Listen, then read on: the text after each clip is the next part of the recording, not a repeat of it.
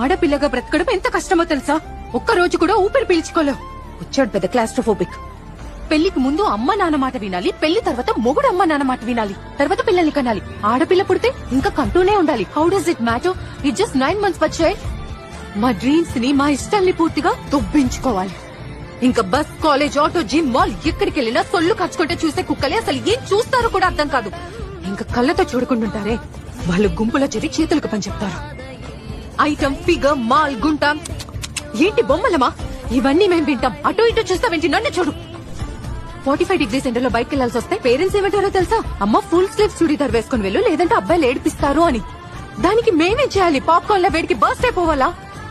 ఈ మధ్యేమో కొత్త trend, phone తో న్యూడ్ పిక్స్ తీయడం.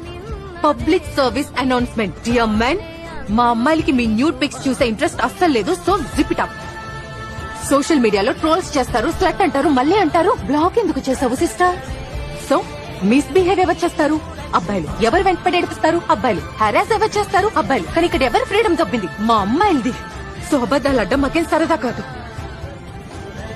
అబద్దాలు చెప్తాం ఇంట్లోంచి బయటకు వెళ్ళడానికి. దాన్ని ఎలా అర్థం చేసుకుంటారు? మా క్యారెక్టర్ లూజ్ అనా? ఉన్నది ఒకే జీవితం, నచ్చినట్టు బ్రతికే హక్కు మాకు ఉంది.